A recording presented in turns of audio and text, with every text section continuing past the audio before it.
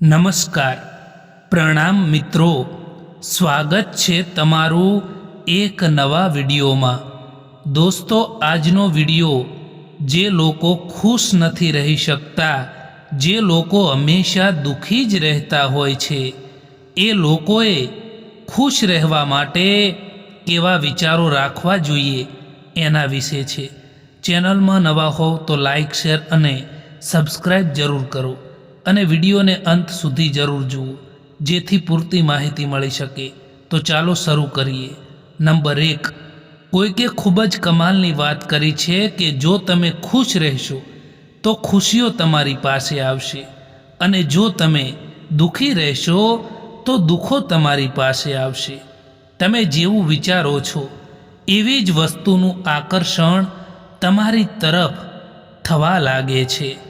Number 2, હું નીકળ્યો હતો સુખની શોધમાં, ત્યાં રસ્તામાં ઊભેલા દુઃખોએ કહ્યું કે અમને લીધા વિના સુખનું સરનામું નથી મળતું। એટલા માટે ક્યારેક જીવનમાં દુઃખો આવે તો નિરાશ ન થઈ જવું મિત્રો, કારણ કે સુખ પછી દુઃખ અને દુઃખ પછી સુખ જરૂર આવે છે।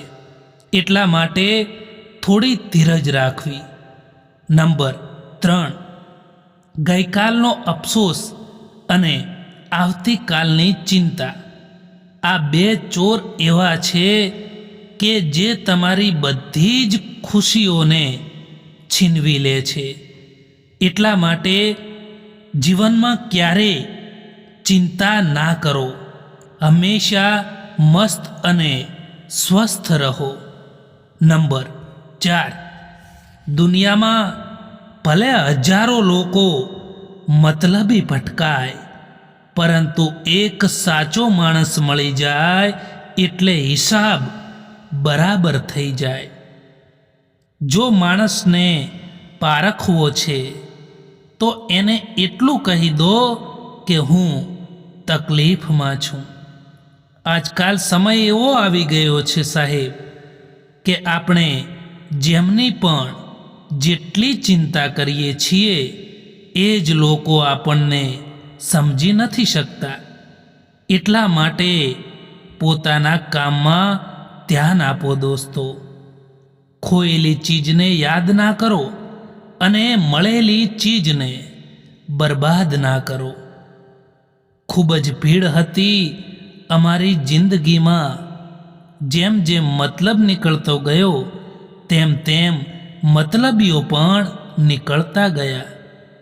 સમય એવો આવી ગયો છે જ્યારે સાહેબ કે તમે બોલો ઓછું અને સાંભળો વધારે છો, ત્યારે તમે લોકોને વધારે પસંદ આવો છો।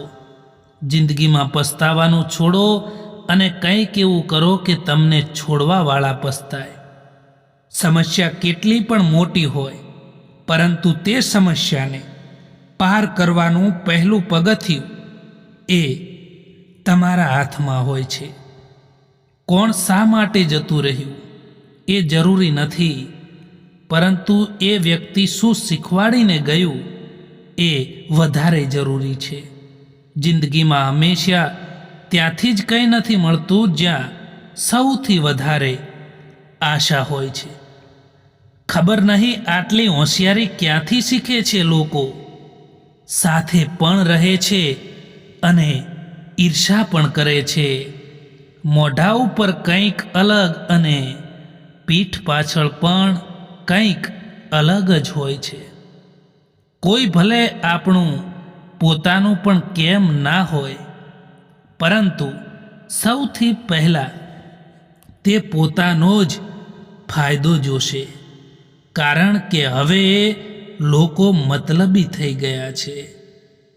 માણસનો મુશ્કેલ સમય અરીસાની જેમ હોય છે, જે પોતાની તાકાતથી આપણને રૂબરૂ કરાવે છે। એ જગ્યા ઉપર બિલકુલ પણ ચૂપ રહેવું જોઈએ જ્યાં તમારું કંઈ પણ મહત્ત્વ ના હોય, જ્યાં તમારી કોઈ કદર ના હોય।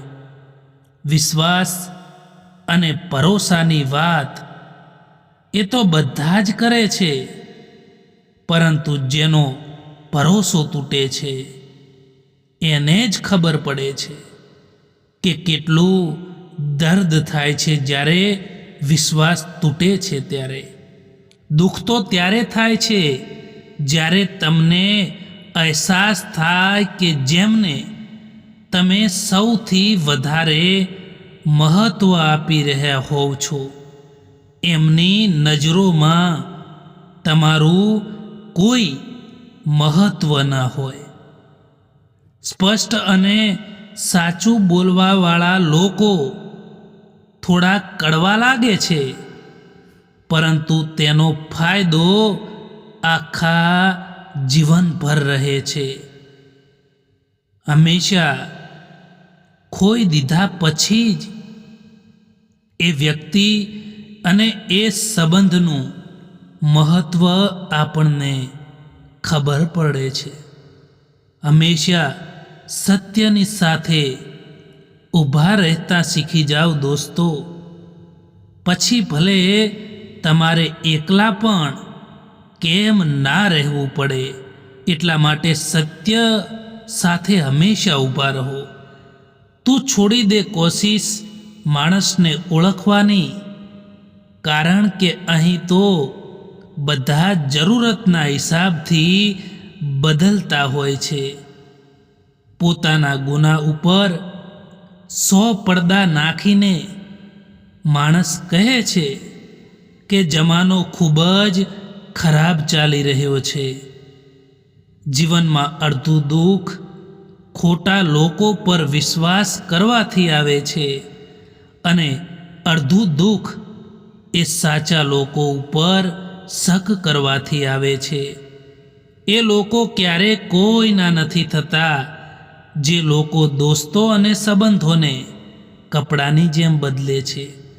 સારા ચહેરાથી મહત્વનું છે સારો સ્વભાવ, કારણ કે ચહેરો તો ઉંમરની સાથે બદલાઈ જાય છે, પરંતુ તમારો સારો સ્વભાવ એ આખી જિંદગી ભર રહે છે.